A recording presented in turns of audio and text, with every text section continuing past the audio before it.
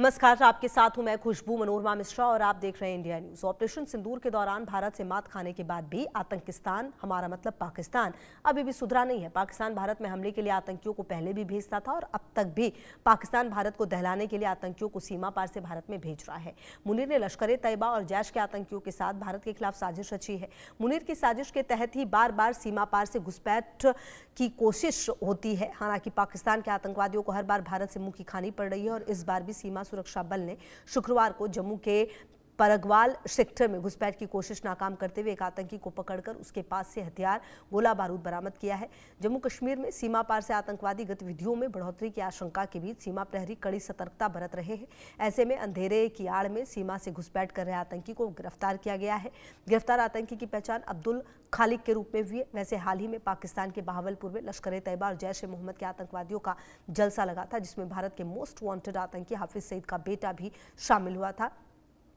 इस दौरान बैकग्राउंड में एक गाना बज रहा था जिसमें कहा जा रहा था कि बंबई को हमने ढेर कर दिया, अब आगरा दिल्ली कुछ भी नहीं। मतलब साफ है, मुनीर की मदद से आतंकी भारत के लोगों का खून बहाने की कोशिश में जुटे हुए हैं। और देखिए, ये पाकिस्तान है जो सुधरता नहीं है और ये पाकिस्तान है जो अपनी हरकतों से बाज नहीं आता। हर बार मुंह खाता जरूर है लेकिन सुधरता नहीं है। और पाकिस्तान की जो साजिश है उसका खुलासा किस तरीके से होता हुआ नजर आ रहा है ये आप देखिए।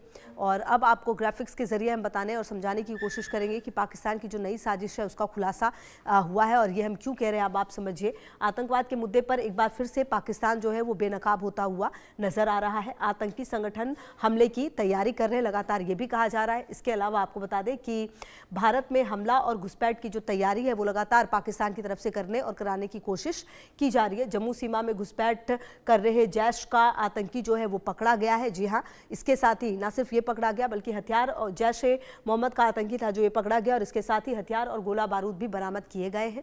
और कहा यह जा रहा है कि ये बड़ी वारदात को अंजाम देने के फिराक में था और अब जब पकड़ा गया है तो कई बड़े खुलासे और भी होंगे। बीएसएफ ने ये कामयाबी हासिल की। बीएसएफ ने परगवाल सेक्टर में घुसपैठ की जो कोशिश है उसको विफल किया है। इसके अलावा आपको बता दें कि बहावलपुर में जैश के हेडक्वार्टर में आतंकी जुटे थे कुछ दिन पहले, आपको वो याद होगा, जो उनकी तस्वीरें हैं वो भी सामने आई थी। और इस मीटिंग में भारत विरोधी टेरर मुनीर के बाद जो हाफिज के बेटे ने भारत को धमकी दी है। जी हाँ, और आपको बता दें कि कहा यह भी जा रहा है गंगा और यमुना को खून से भर देंगे और दिल्ली को दहलाने की धमकी भी दी जा रही है। तो हाफिज सईद के बेटे ने एक तरह से आप कह सकते हैं कि अब हाफिज की जगह ले ली है और जो काम हाफिज क्या करता था वो काम करता हुआ फिलहाल नजर आ रहा है। और मेरे साथ मेजर जनरल रिटायर्ड अनुज माथुर सर, रक्षा विशेषज्ञ जुड़ गए। इसके अलावा रवि अरोड़ा भी, विदेश मामलों के विशेषज्ञ भी जुड़ गए। सबसे पहले अनुज माथुर सर आप ही के पास आते हुए, ये पाकिस्तान है ये सुधरता नहीं, अपने अंदर की स्थिति इसकी सुधरती नहीं है लेकिन बॉर्डर पर इस तरह की हरकत जरूर करते रहते हैं। और असीम मुनीर शायद ये समझते हैं कि अगर बॉर्डर पर इस तरह की हरकत करते रहेंगे, भारत में उथल पुथल मचाने की कोशिश करेंगे तो अपने देश के लोगों को शायद जवाब दे पाएंगे। जय हिंद खुशबू। देखिए, मैं एक दो बात पहले बताता हूं कि क्या हुआ है। ऑपरेशन सिंदूर में बहुत जबरदस्त आतंकवादियों को मार लगी है। उसकी वजह से दो चीजें प्रोमिनेंटली पाकिस्तान में हो रही हैं। पहली चीज तो यह है कि आतंकवादी जो संगठन है, चाहे वो जैश हो, या हिजबुल मुजाहिदीन हो या लश्कर ए तैयबा हो, उनका लगातार पाकिस्तान की सेना और आईएसआई पे दबाव पड़ रहा है। और दबाव क्या है कि वो कह रहे हैं कि भाई इतने आपने हमारे आतंकवादियों को मरवा दिया, इतने हमारे अड्डे तबाह करवा दिए, उसका क्या आपने बदला लिया। तो उसकी वजह से आईएसआई और पाकिस्तान की सेना इस बात पे दबाव में है कि वो कैसे एक्टिविटीज भारत में बढ़ा सकें और खास करके इंटरनेशनल बॉर्डर और लाइन ऑफ कंट्रोल के आसपास। दूसरी बात यह है कि पाकिस्तान की सेना जब से असीम मुनीर वहां के एकदम बहुत पूरी ताकतें उन्होंने अपने पास ले ली हैं, वो भी अपने इस चीज को जस्टिफाई करने की कोशिश करेंगे। देखिए, पाकिस्तान में खुशबू हर कोई भी चीज को जस्टिफाई करने का एक सुगम रास्ता है, वो एंटी इंडिया रेटोरिक को श्रिल करके आप वहां कर देंगे तो वो हो जाएगा। दो चीजें इसमें देखने की जरूरत है कि ये बंदा जो पकड़ा गया है परगवाल से, इसके पास हथियार कौन से मिले हैं। ये हथियार मुझे लगता है उन हथियारों में से एक हैं जो कि अमेरिका जब छोड़ करके अफगानिस्तान को गए थे तो 62 अरब डॉलर या इतनी बड़ी तादाद में हथियार वहां पर छोड़ के चले गए थे। उनमें से कुछ हथियार स्मगल होकर के पाकिस्तान आए हैं और वो हथियार पाकिस्तान से इनको दिया जा रहा है। ये बहुत ही इफेक्टिव, बहुत कारगर ऑटोमेटिक वेपन जो है इसके साथ इससे जो रिकवर किया गया है वो। एक चीज और आपको समझने की जरूरत है। अब ये जो रेटोरिक वहां बना रहे हैं और जी ये कह रहे हैं कि हमने मुंबई किया और अब आगरा दूर नहीं है, ये दूर नहीं, तो एक बात तो बिल्कुल साफ है कि पाकिस्तान अब किसी भी तरीके से इस चीज से पीछे नहीं हट सकता है कि बंबई में उसका हाथ था।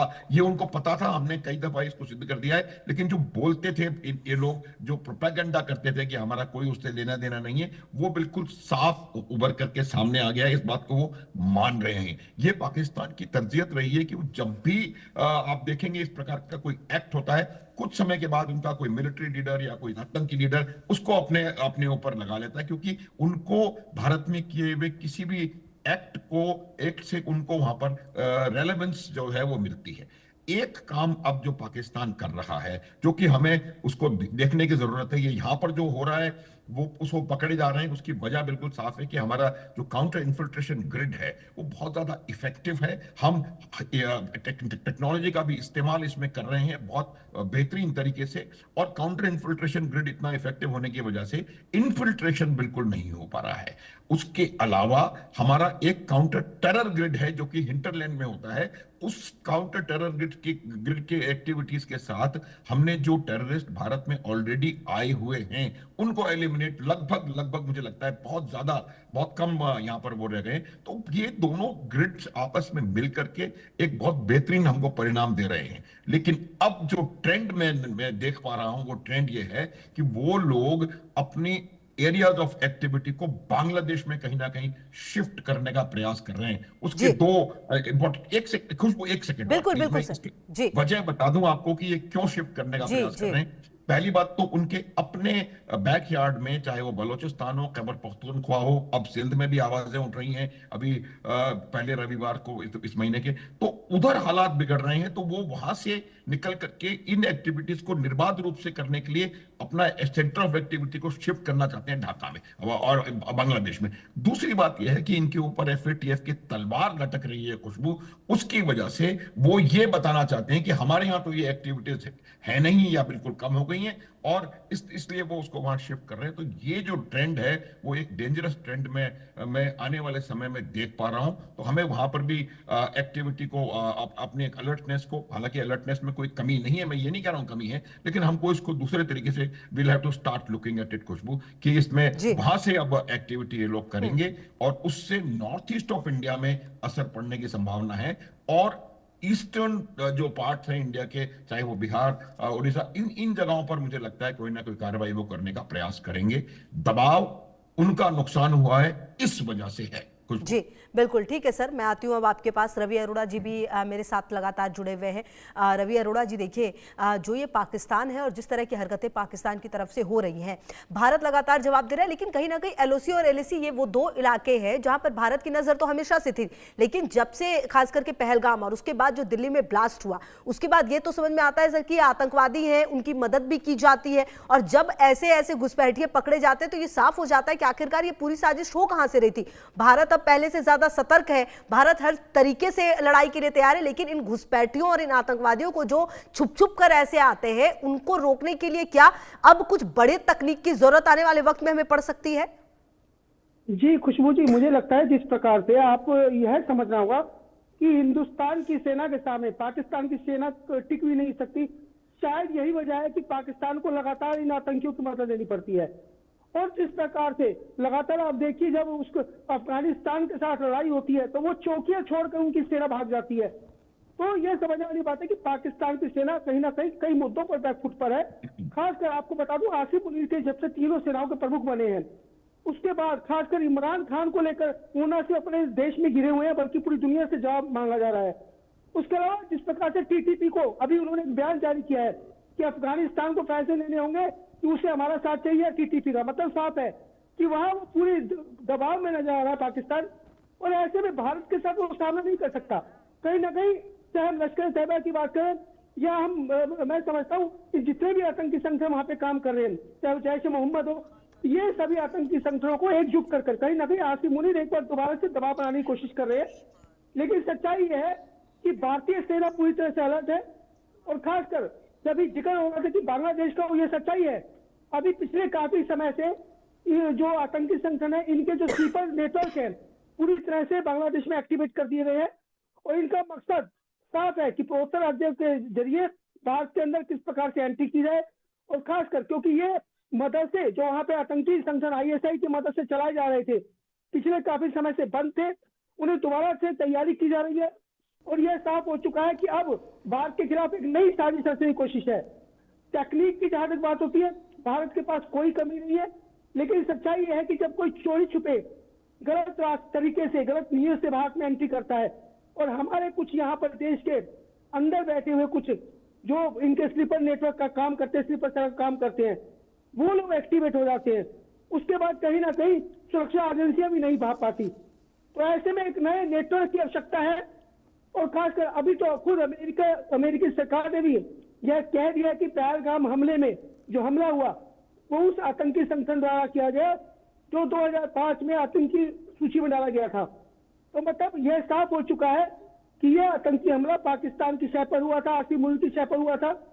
आसिम मुनीर लगातार भारत के खिलाफ जहर उगल रहा है, और जब से वो तीनों सेनाओं का प्रमुख बना है, उसे लगता है कि अमेरिका, तुर्की और चाइना की शह पर वो कहीं ना कहीं भारत पर दबाव बनाने की कोशिश करेगा। लेकिन सच्चाई यह है कि इन आतंकियों के सहारे वो भारत पर कभी भी जीत नहीं सकता। दूसरी बात, वहां की सेना भारतीय सेना का सामना नहीं कर सकती। जितने भी हथियार तुर्की या चाइना द्वारा दिए गए थे सब फेल नजर आए। तो ऐसे में कहीं ना कहीं भारतीय सेना ने अपना परचम ऑपरेशन सिंदूर में दिखा चुकी है। ऑपरेशन 2O के लिए भारत के जो रक्षा प्रमुख हैं, जो सेना प्रमुख हैं, वो कह चुके हैं कि अगर पाकिस्तान बाहर नहीं आया तो ऑपरेशन सिंदूर 2O की तैयारी पूरी है और अब की बार कोई रहम नहीं बरता जाएगा। और ये जो आतंकी पकड़े जा रहे हैं, ये हमारी जो खुफिया एजेंसियां है, जो हमारी सेना है, हमारी BSF है, लगातार एक्टिव है। और जो हमला दिल्ली पे हुआ वो कहीं ना कहीं एक व्हाइट पोस्ट मॉड्यूल था जिसे तोड़ना बहुत जरूरी था, और शायद हमले को रोका जा सकता था। थोड़ी सी चूक हुई, लेकिन एक बहुत बड़ी दुर्घटना होने से बच गई, यह भी समझना होगा जी। आज भारत जो है पूरी दुनिया में अपना परचम फहरा रहा है, खासकर नरेंद्र मोदी की सरकार में। जिस प्रकार से रूस के राष्ट्रपति भारत आते हैं और उसके बाद पूरी दुनिया ने देखा किस प्रकार से हमारी जो है हथियारों की डील उनसे हो रही है, आने वाले टाइम में और भी हथियार हम उनसे खरीदेंगे। तो ऐसा नहीं है कि तकनीक की कमी है, हथियारों की कमी है। भारत बहुत मजबूत है, भारतीय सेना बहुत मजबूत है, लेकिन पाकिस्तान को भी यह समझना होगा। लेकिन वो बाज इसलिए नहीं आ रहा क्योंकि उसके पास कहीं ना कहीं अपने ही घर में गिरा हुआ है। वो अपनी जनता को, अपनी आवाम को आसिम मुनीर जवाब नहीं दे पा रहे। जब भी वहां किसी को सत्ता में आना होता है तो वो भारत के साथ झगड़ा दिखाकर कहीं ना कहीं सत्ता में आने की कोशिश करते हैं। ये वहां की परंपरा रही है। लेकिन सच्चाई यह है कि भारत के सामने ये लोग टिक नहीं सकते जी। लगातार अंतर्राष्ट्रीय दबाव है इन पर, लेकिन फिर भी ये अपनी हरकतों से बाज नहीं आ रहे। जी बिल्कुल ठीक है। अच्छा अनुज माथुर सर, जो ये अभी की पूरी परिस्थितियां अगर हम पाकिस्तान के अंदर देखें तो पाकिस्तान के अंदर हमें भी पता है कि क्या कुछ चल रहा है। उस बीच में अफगानिस्तान से लड़ाई भी है, इमरान खान को लेकर जो क्योस है वो भी है। इसके अलावा बलूचिस्तान से लेकर POK और जो सिंध है और जो तमाम इलाके देखने को मिले हैं, पाकिस्तान के खैबर पख्तूनख्वा है, जो आवाज लगातार उठ रही है। क्या ये असीम मुनीर ने जब से सत्ता में अपनी इंपॉर्टेंस जो और ज्यादा बढ़ाई है, जो हक उन्हें मिला है, उसके बाद ये कोशिश और ज्यादा जानबूझकर हो रही है? एक तरफ मौसम का फायदा उठाया जा रहा है, दूसरी तरफ वहां के लोग अपने देश की स्थितियों को ना समझे, इसीलिए घुसपैठ कराने की ज्यादा कोशिश हो रही है ताकि भारत में डिस्टर्बेंस और ज्यादा बढ़े। खुशबू देखिए, इसमें बिल्कुल 2-3 बातें बिल्कुल साफ हैं कि जो फैक्ट ये है कि एक तो मौसम का आपने बहुत अच्छा बिंदु उठाया। क्या होता है कि जब सर्दियां आने वाली होती हैं तो उससे कुछ पहले हमेशा से ये इतिहास रहा है कि वो इस प्रकार के प्रयास बढ़ जाते हैं, क्योंकि आने वाले कुछ महीनों में ये इन्फिल्ट्रेशन लगभग ना के बराबर हो जाएगा, तो ये प्रयास करना शुरू करते हैं। मैं आपको बता चुका हूं, हमारा काउंटर इन्फिल्ट्रेशन ग्रिड बहुत कामयाब और बहुत सशक्त काउंटर इन्फिल्ट्रेशन ग्रिड है। तो ये लोग, इनको बहुत परेशानी हो रही है यहां से इन्फिल्ट्रेशन करने में। देखिए, जहां तक सवाल पाकिस्तान की परिस्थिति का है, पाकिस्तान आज एक बहुत मुझे लगता है अपने इतिहास के सबसे खराब टाइम से गुजर रहा है, और यही वजह है कि असीम मुनीर ने पूरी ताकतें अपने अंदर निहित कर ली हैं ताकि वो किसी भी प्रकार से कोई ऐसा इशू क्रिएट करके, चाहे वो अफगानिस्तान के साथ क्रिएट करें या इंडिया के साथ क्रिएट करें, वो एक ऐसा इशू क्रिएट करके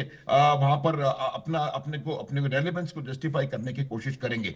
वजह यह होती है कि जब पाकिस्तान वहां से इस तरह का प्रयास करता है तो वो एक्सपोज हो जाता है। इसलिए मैं आपको बता रहा हूं कि वो अपना एक्शन, जो सेंटर ऑफ ग्रेविटी है, उसको शिफ्ट करने वाले हैं वहां से, और वो सेंटर ऑफ ग्रेविटी को मुझे लगता है कहीं और शिफ्ट करेंगे। जो दूसरी बात यह है कि इनके ऊपर दबाव अब 3 तरफ से आ रहा है असीम मुनीर के पास। ये हमने समझने की जरूरत है।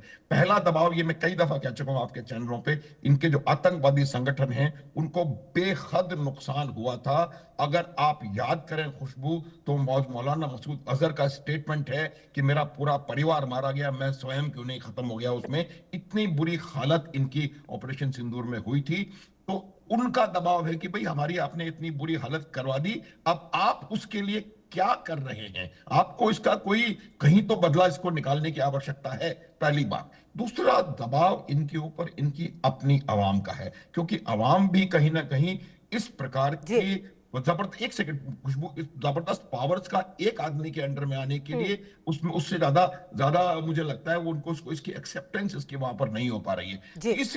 तीसरा जो दबाव आ रहा है उनके ऊपर इनके BLA, TTP और इस प्रकार के आतंकवादी संगठन जो कि उन्होंने क्रिएट किए। ठीक है सर, समय मुझे इतनी इजाजत दे रहा है फिलहाल। बहुत शुक्रिया सर आपका भी, और आपका भी तमाम जानकारियों के लिए हमारे साथ जुड़ने के लिए। चलिए आगे बढ़ते हैं और बात जादूगर मेसी की, जिनका जादू लौट कर आया है।